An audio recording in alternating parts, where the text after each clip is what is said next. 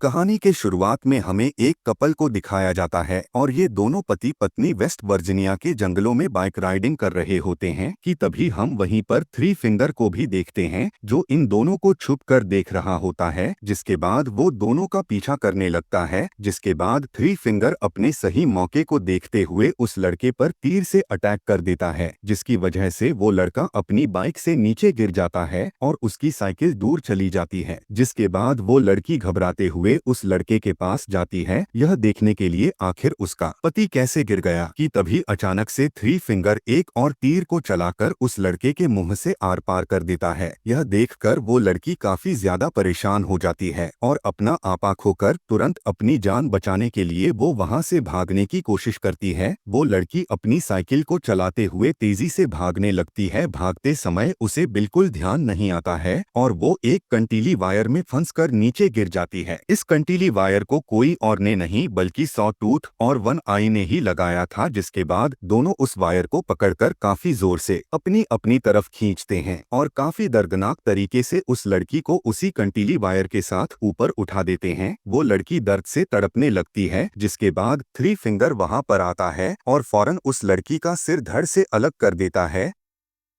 अब यहाँ से सीन शिफ्ट होता है और हमें दो लोगों को एक वैन में कहीं पर जाते हुए दिखाया जाता है और इन्हीं के साथ कुछ और फ्रेंड्स भी थे जो सभी के सभी यानी इसके फ्रेंड्स एक होटल में घूमने और काफी सारी टाइम स्पेंड करने के लिए जा रहे थे। यहीं पर हमें पता चलता है कि कुछ दिन पहले ही डैनी को एक लेटर मिला था और उस लेटर में लिखा था कि तुम अब उस होटल के मालिक हो, तुम इधर आओ, हमें बहुत खुशी होगी तुमसे मिलके। यह जानने के बाद डैनी काफी ज्यादा खुश हो जाता है और यही वजह होती है कि डैनी अपने सभी दोस्तों को अपने साथ लेकर उस लोकेशन पर जा रहा होता है। कुछ देर के बाद डैनी और उसके सभी दोस्त उस आलिशान सी होटल में पहुंच जाते हैं। यहाँ पर होटल के केयर टेकर्स इन सभी का वेलकम करते हैं, लेकिन तभी हम नोटिस करते हैं कि इस होटल के ये दोनों केयर टेकर्स इन्हें देखकर कुछ ज्यादा खुश नहीं होते हैं, क्योंकि उन्होंने सोचा था कि डैनी सिर्फ अकेला आएगा, लेकिन वो तो अपने साथ अपने बहुत सारे दोस्तों को लेकर आया था। कि तभी वहीं पर हम एक बूढ़ी औरत को भी देखते हैं जो कि उस होटल से चेक आउट कर रही थी, यानी कि उस होटल से जा रही थी। कि तभी अचानक से एक कुल्हाड़ी दूर से कोई फेंक कर मारता है और सीधा उस बूढ़ी औरत को जाकर लगती है और वो औरत वहीं एक दीवार में जाकर अटक जाती है। जिसके बाद वहीं पर उस होटल का केयरटेकर जैक्सन वहां पर आता है और उस बूढ़ी औरत की गर्दन ही तोड़ देता है, जिसके बाद वो मर जाती है। यहाँ पर काफी सोच में रख देने वाली बात तो यह है कि जो भी शख्स इस होटल में आता है और आने के बाद अगर वो इस होटल से बाहर जाने की कोशिश करता है तो उसे अपने जान से हाथ धोना पड़ जाता है। यहाँ दूसरी तरफ हम देखते हैं कि यह सभी लोग उस होटल की चीजों की देखकर काफी हैरान हो रहे थे और वे सभी इस बात को लेकर काफी खुश भी थे कि ये सारी की सारी चीजें अब डैनी की होने वाली हैं। जिसके बाद रात का समय दिखाया जाता है और उस होटल का केयरटेकर जिसका नाम जैक्सन था वो घने जंगल में जाता है और वहाँ पर वो इन तीनों भाइयों से मिलता है और जैक्सन उन तीनों ब्रदर्स को समझाने लगता है कि तुम्हें उस बूढ़ी औरत को ऐसे नहीं मारना चाहिए था। यहाँ पर हमें यह भी पता चलता है कि ये सभी आपस में सिबलिंग्स हैं, यानी कि ये चारों के चारों भाई होते हैं और इसके अलावा वो जो दूसरी केयर टेकर थी वो भी इन्हीं की बहन होती है। अगली सुबह में हम देखते हैं कि डैनी की सबसे क्लोज फ्रेंड होटल में जा रही थी कि तभी उसकी नजर जैक्सन पर पड़ जाती है। वो देखती है कि जैक्सन उस होटल में खून को साफ कर रहा था और ये वही जगह था जहाँ पर उस बूढ़ी औरत को मारा गया था, लेकिन वो बिना कुछ रोक टोक किए और ना ही कुछ समझे वहाँ से चली जाती है। उन दोस्तों में से कुछ दोस्त शॉपिंग करने के लिए मार्केट आए हुए थे कि तभी वहाँ पर इनकी एक जगह पर नजर पड़ जाती है जहाँ पर इस जगह के बहुत सारे लोग गायब हुए होते हैं, यानी कि ये जो इतने सारी तस्वीरें लगी होती हैं ये वो होते हैं जो यहाँ इस शहर से मिस हो गए होते हैं। कि तभी उसी वक्त शेरिफ भी वहाँ पर आते हैं और उसी जगह पर एक और तस्वीर लगा देते हैं और ये उसी बूढ़ी औरत की होती है जो कल रात में मिस हुई थी। यहाँ पर होटल के अंदर जैक्सन डैनी को अलग अलग तरह के हथियार दिखा रहा था। डैनी इन सभी हथियारों को बहुत पसंद करता है और वो उस जगह से एक क्रॉस बोल्ट को उठा लेता है। अब जैक्सन डैनी से कहने लगता है कि क्यों ना हम सभी शिकार करने के लिए चलें। उसकी इस बात को सुनकर सभी शिकार करने के लिए जंगल में चल देते हैं।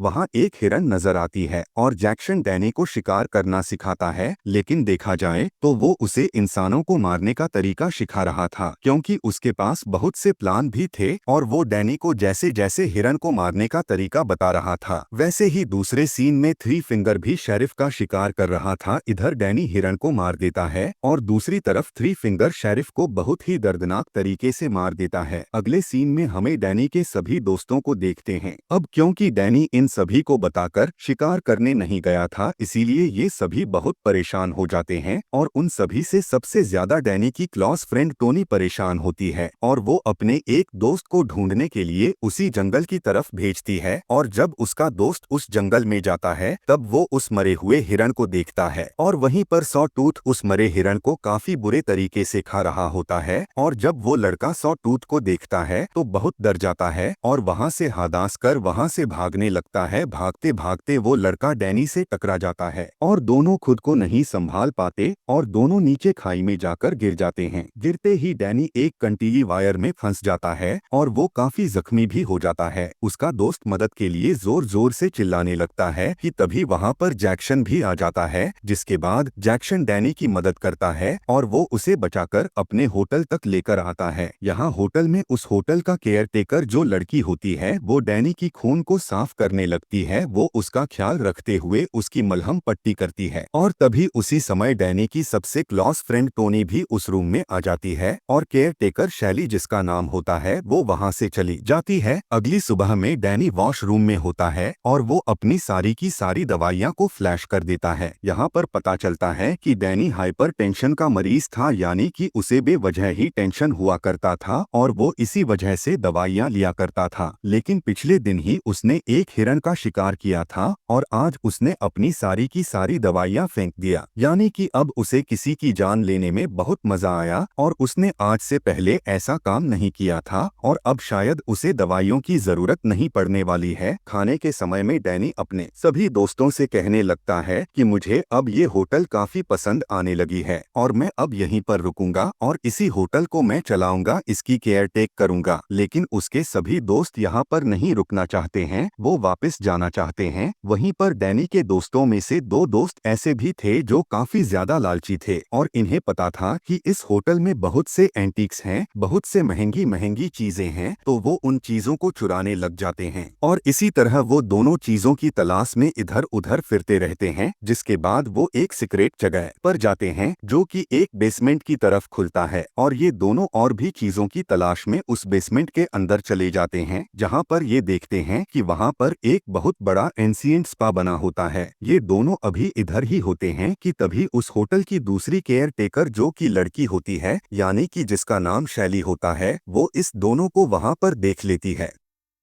कि तभी कुछ देर के बाद वो तीनों ब्रदर्स भी वहां पर आ जाते हैं और अचानक से इस लड़के के सिर पर मारकर उसे नीचे गिरा दिया जाता है। जिसके बाद वो तीनों भाई उस लड़की को पकड़कर उसके दोनों हाथ और पैरों को सीधा उखाड़ देते हैं, जिसकी वजह से वो लड़की काफी दर्दनाक तरीके से मारी जाती है। जिसके बाद ये सभी तीनों भाई उस लड़के को भी मारने वाले होते ही हैं कि उसी वक्त शैली उन्हें रोक देती है और वो अपने तीनों भाइयों को कहती है कि तुम सब यहाँ से चले जाओ। जिसके बाद शैली उस लड़के को अपने रूम में ले जाकर उसके मुंह पर तकिए लगाकर उसकी दम घोंटकर उसे भी जान से मार देती है। दूसरी तरफ डैनी को देखते हैं जो उसके अंदर अब बहुत सी चेंजेस आ रही थी। एक तो वो अब अपनी टेंशन वाली दवाइयां लेना भी छोड़ दिया था और वो अब बहुत खुश भी रहने लगा था, जबकि पहले ऐसा बिल्कुल भी नहीं था। जिसके बाद उसकी मुलाकात उसी केयर टेकर्स दोनों बहन भाई से होती है। केयर टेकर जैक्सन डैनी से कहता है कि मैं तुम्हें अपने बाकी के फैमिली मेंबर से मिलवाना चाहता हूँ। इस बात को सुनकर डैनी तैयार भी हो जाता है। दोनों होटल केयर टेकर्स डैनी को जंगल के एक छोटे से गांव की तरफ लेकर जाने लगते हैं, जहां पर बहुत ज्यादा डिफॉर्म लोग मौजूद होते हैं। ये सभी के सभी डिफॉर्म लोग डैनी की ही फैमिली थी। जिसके बाद दोनों केयर टेकर्स डैनी को एक ड्रग देते हैं और उसे सारी बात डिटेल से समझाते हुए कहने लगता है कि ये सभी डिफॉर्म लोग प्योर ब्लड नहीं हैं, क्योंकि इनके इंसेस्टर्स किसी दूसरी फैमिली से थे और डैनी तुम और शैली तुम दोनों दोनों प्योर ब्लड हो और जब तुम्हारी शादी होने के बाद यानी जब तुम्हारी आगे की दूसरी जनरेशन आएगी वो सभी के सभी एकदम से प्योर जनरेशंस होगी, बिल्कुल थ्री फिंगर की तरह। यानी कि ये इन दोनों की शादी करवाकर थ्री फिंगर की तरह और उसके दोनों भाइयों की तरह और भी बहुत से ज्यादा डिफॉर्म लोग चाहते हैं ताकि इनकी जनरेशंस आगे की तरफ जा सके। दूसरी तरफ हम देखते हैं कि डैनी का एक दोस्त झाड़ियों के पीछे छिपकर इनकी सारी बातों को सुन रहा था कि अचानक से सॉ टूथ वहां पर आकर उस लड़के को पकड़ लेता है। डैनी का दोस्त उससे काफी चिल्लाते हुए मदद मांगता है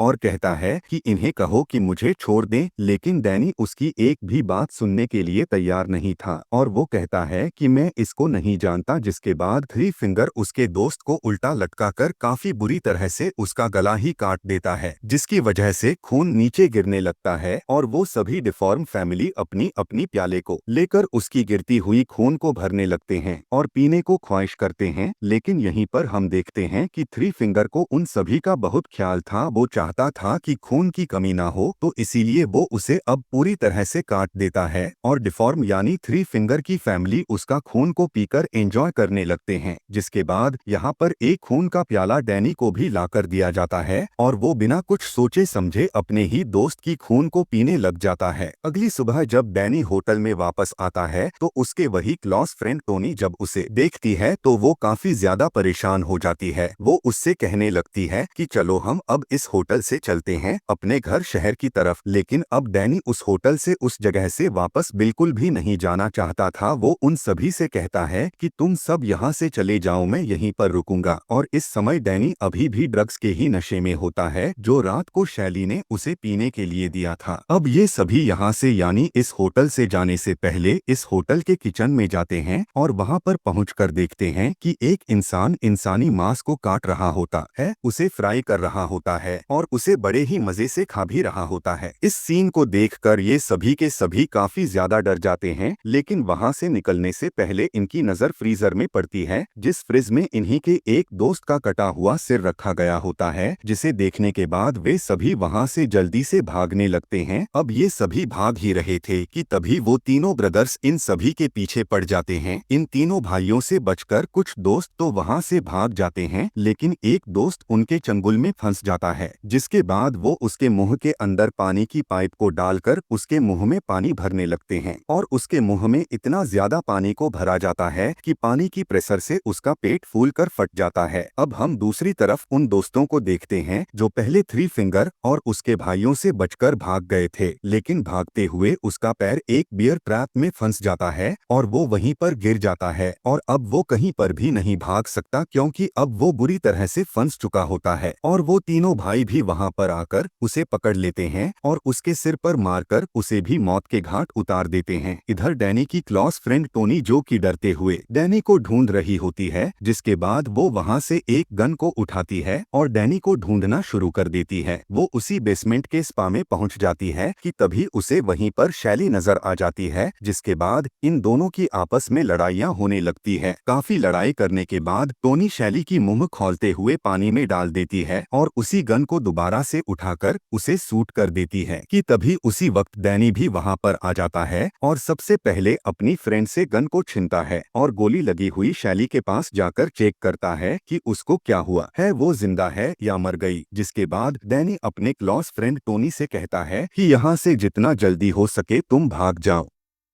और जब टोनी वहां से भाग रही थी तब उसी होटल का दूसरा केयरटेकर जो कि जैक्सन था वो टोनी का पीछा करने लगता है और जैक्सन आखिरकार उसे पकड़ ही लेता है। दोनों के बीच में खूब लड़ाइयाँ होती है, जिसके बाद टोनी जैक्सन की चाबी को लेकर काफी दर्दनाक तरीके से उसकी आंखें ही फोड़ देती है और इतना जालिम तरीके से मारती है कि जैक्सन की वहीं पर डेथ हो जाती है। इससे पहले कि टोनी वहां से भाग पाती और अपनी जान बचाती तभी डैनी वहां पर आ जाता है और अपनी ही क्लोज फ्रेंड टोनी पर गन पॉइंट कर देता है। अब इसका यही मतलब होता है कि डैनी अब नहीं चाहता है कि टोनी जिंदा बचे, क्योंकि अब टोनी डैनी के फैमिली के बारे में बहुत कुछ जान चुकी थी और डैनी भी ऐसा रिस्क नहीं लेना चाहता था। और तभी थ्री फिंगर और उसके भाई भी वहां पर आ जाते हैं, जहां पर डैनी अपने क्लोज फ्रेंड टोनी और अपने फैमिली में से वो अपनी फैमिली को ही चुनता है। जिसके बाद थ्री फिंगर टोनी को भी जान से मारकर उसे मौत का नींद सुला देता है। और इस कहानी में कुछ दिन के बाद बाद का सीन दिखाया जाता है और आगे हम देखते हैं कि डैनी अब उस होटल को चला रहा होता है और वहां पर आने वाले फैमिलीज का वेलकम कर रहा था। लेकिन देखा जाए तो इस होटल की मकसद में होटल में आने वाले को मारा जा रहा था और उन्हें खाया जा रहा था। और यहाँ किचन में हम तीनों ब्रदर्स को इंसानी गोश्त का भोजन बनाते हुए देखते हैं और इसी के साथ रॉन्ग टर्न 6 भी खत्म हो जाती है।